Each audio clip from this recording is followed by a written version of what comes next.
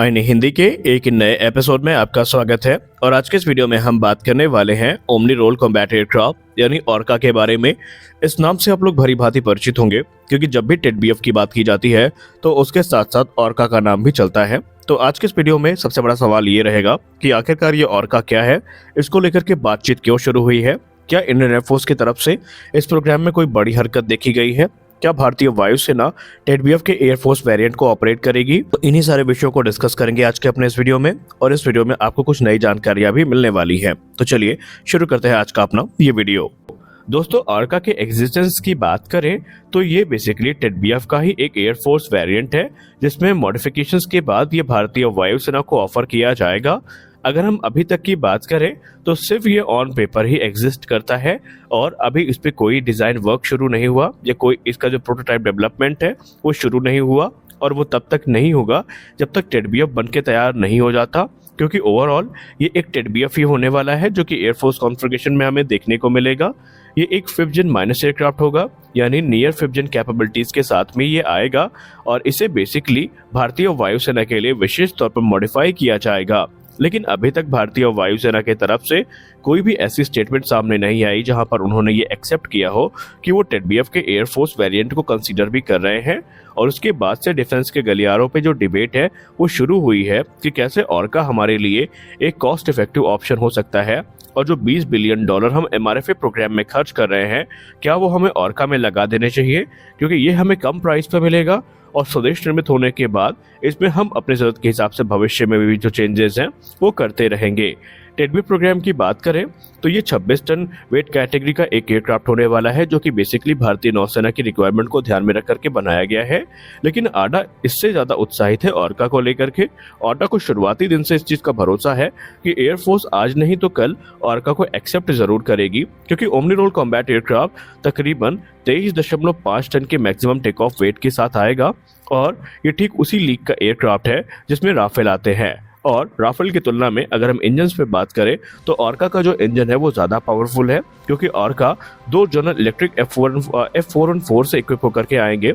Reports में तो ये भी दावा किया जा रहा है कि जब भारत का स्वदेश निर्मित 110 किलोटन थर्स्ट क्लास का इंजन बन के तैयार हो जाएगा तो उसे ऑर्का में स्विच किया जा सकेगा। तो अगर हम ऐसे में बात करें तो निस्संदेह ये ताकत के मामले में राफेल से बहुत ज्यादा आगे होने वाला है। वहीं ऑर्का में आपको एमका की जो टेक्नोलॉजीज हैं वो देखने को मिलेंगी, यानी एमका के लिए जो 5th जेन टेक्नोलॉजीज विकसित करी गई हैं वो हमें ऑर्का में भी देखने को मिलेंगी। और निस्संदेह यहाँ तक तो हम ये कह सकते हैं कि राफेल का इससे कोई कंपटीशन नहीं होगा, राफेल से ये कहीं ज्यादा एडवांस होने वाला है। वहीं इसकी जो डिजाइन सामने आई है वो लगभग इसे स्टेल्थ कॉन्फ़िगरेशन में रख देती है, यानी ये एक नियर स्टेल्थ कॉन्फ़िगरेशन में हमें देखने को मिलेगा, जो कि भारतीय वायुसेना के लिए एक गेम चेंजर साबित हो सकता है। हालांकि इन सारी रिपोर्ट्स के बाद भी भारतीय वायुसेना ने कोई अभी विशेष इंटरेस्ट इसको लेकर के प्रदर्शित नहीं किया है। हालांकि एमआरएफए में जो डिलेज हुई हैं उसके बाद से एक जो विशेष तबका है वो उसको लेकर के काफ़ी चिंता में भी है, क्योंकि लगातार डिले होने का मतलब ये है कि जो 114 फाइटर एयरक्राफ्ट है ये हमें 2030 के पहले देखने को नहीं मिलेंगे, और ये वही टाइम होगा जब टेडबीएफ और तेजस मार्क 2 और एमका मार्क 1 जैसे एयरक्राफ्ट अपने वास्तविक रूप को प्राप्त कर रहे होंगे। तो ऐसे में एक्सपर्ट्स का ये कहना है कि जब हमें 2030 तक का वेट ही करना है तो क्यों ना हम अपने स्वदेशी फाइटर एयरक्राफ्ट पे विशेष इंटरेस्ट दिखाएं, ना कि फॉरेन एयरक्राफ्ट पे जो कि भारतीय वायुसेना के लिए जाएंगे।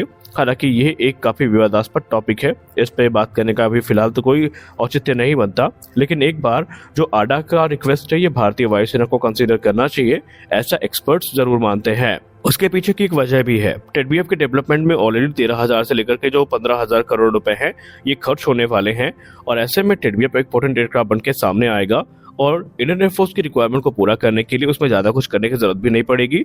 यानी आईएएफ के लिए ये एक कॉस्ट इफेक्टिव ऑप्शन होने वाला है, ना सिर्फ कॉस्ट इफेक्टिव बल्कि बहुत ज्यादा पावरफुल ऑप्शन भी होने वाला है। टेडबीएफ प्रोग्राम इस समय अपने एडवांस स्टेजेस में है।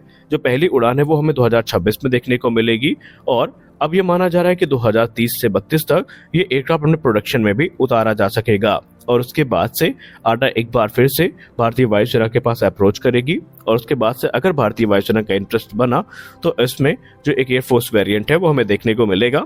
अब जो इसका लोग विरोध कर रहे हैं, उनका जो मेन इस समय कहने का मतलब है वो ये है कि जो ऑर्का की टाइमलाइन होगी वो कम से कम 2035 से 36 के बीच में होगी। ये वो टाइम होगा जब दुनिया ऑलरेडी 5th जन फाइटर्स पे स्विच कर चुकी होगी और 6th जन फाइटर भी ऑपरेशनल हो चुके होंगे। तो ऐसे में भारतीय वायुसेना को एक 4.5 जनरेशन का एयरक्राफ्ट क्यों कंसीडर करना चाहिए। भारतीय वायुसेना को भी 5th जन फाइटर्स पे ध्यान रखना चाहिए और इसी चीज को लेकर के वो ऑर्का का विरोध करते नजर आए हैं। खैर, भारतीय वायुसेना इस चीज को अच्छे से समझती है कि उन्हें कौन सा एयरक्राफ्ट चाहिए और अगर ऑर्का वाकई इतना पावरफुल होगा तो भारतीय वायुसेना कभी भी इसको मना नहीं करने वाली है। अगर हम टेडबीएफ की बात करें तो टेडबीएफ की डिजाइन में जो चेंजेस की गई हैं ये भी ऑर्का के लिए काफी महत्वपूर्ण है, क्योंकि हाल ही में टेडबीएफ की कुछ इमेजेस सामने आई है जहां पर अगर आप गौर से देखेंगे तो आपको कुछ मेजर डिजाइन चेंजेस देखने को मिलने वाले हैं। टेडबीएफ की पहली डिजाइन जो सामने रखी गई थी उसमें जो इसका अनफोल्डेड विंग स्पैन था वो 11.2 मीटर्स का था और फोल्डेड विंग स्पैन 7.6 मीटर्स का था।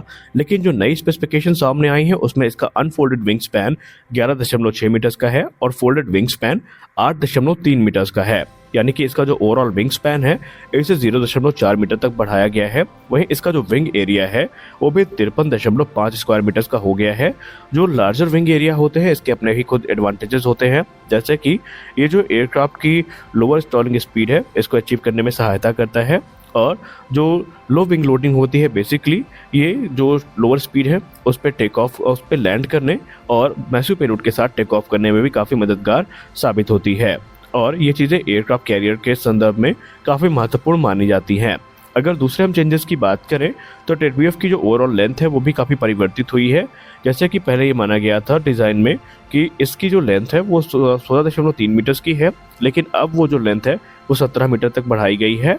वहीं इसकी जो हाइट है ये 5.65 मीटर्स की है। और इसके अलावा अगर आप वेपन पेलोड कॉन्फ़िगरेशन पर नज़र डालें तो वहाँ पर भी एक बड़ा परिवर्तन आपको देखने को मिलने वाला है। टेडबीएफ की जो इमेजेस सामने आई हैं आर्डर की रिप्रेजेंटेशन में अक्टूबर 2023 में, उसमें क्लियरली ये चीज़ देखा जा सकता है कि वेपन पेलोड कॉन्फ़िगरेशन में कुछ परिवर्तन हुए हैं। जैसे कि जो अस्त्र पायलॉन है वो पहले फ्यूजलाज के नीचे था या अंडर फ्यूजलाज था और अब इसे विंग बॉडी जॉइंट के पास मूव किया गया है। और इसके अलावा और भी कई परिवर्तन हैं जो इसके डिज़ाइन में किए गए हैं। अगर हम इसकी फ्लाइट एल्टीट्यूड की बात करें तो पहले जो स्पेक सामने आई थी उस पर कहा गया था कि टेडबीएफ का जो फ्लाइट एल्टीट्यूड है वो होगा 60,000 फीट का। वहीं अब जो नई स्पेसिफिकेशन सामने आई है उसके हिसाब से ये फ्लाइट एल्टीट्यूड 55,000 फीट तक हो गया है। यानी कि अगर हम डिज़ाइन के मामले में बात करें तो टेडबीएफ कहीं भी जो राफेल है उससे कम नहीं है, क्योंकि ये एमका की जो टेक्नोलॉजी है उसको भी शेयर करता है और ये एक नियर स्टेल्थ एयरक्राफ्ट होने वाला है। इसके अलावा टेडबीएफ में जो टेक्नोलॉजीज इस्तेमाल की गई हैं वो भी टॉप नॉच है, क्योंकि टेडबीएफ में आपको नेटवर्क सेंट्रिक कैपेबिलिटीज देखने को मिलेंगी जो कि मल्टी सेंसर डेटा फ्यूजन के साथ में आएगा, जो कि इलेक्ट्रॉनिक वॉरफेयर सिस्टम यानी अगर हम बात करें unified electronic warfare sweet, SR radar, IRST और मिसाइल अप्रोच वार्निंग सिस्टम के साथ इंटीग्रेटेड होगा। ये एयरक्राफ्ट का जो मैक्सिमम टेक ऑफ वेट होने वाला है वो 26 टन का होने वाला है। वहीं इसके अगर हम एक्सटर्नल स्टोर्स पर नज़र डालें तो वहाँ पर 7.5 टन के जो वेपन्स हैं और ड्रॉप टैंक्स हैं उनको ये कैरी करने में सक्षम होगा। इसमें हमें 12 हार्ड पॉइंट्स देखने को मिलेंगे जो कि इसकी कैपेबिलिटी को काफ़ी इन्हांस करेंगे। अब टाइमलाइन के बारे में तो हमने आपको ऑलरेडी बताया है कि तकरीबन 4 वर्षों में ये एयरक्राफ्ट रोल आउट होगा और तकरीबन 2032 तक ये प्रोडक्शन रेडी होने वाला है। इनिशियली 4 प्रोटोटाइप्स बनाए जाएंगे जो कि इसको टेस्टिंग से गुजारेंगे और जब ये प्रोडक्शन में आएगा तो उसके बाद जो इसका एयरफोर्स वेरिएंट है वो वास्तविकता का रूप लेना शुरू करेगा। तो आज के इस वीडियो में बस इतना ही, मिलते हैं अगले वीडियो में कुछ और अपडेट्स के साथ। तब तक के लिए जय हिंद।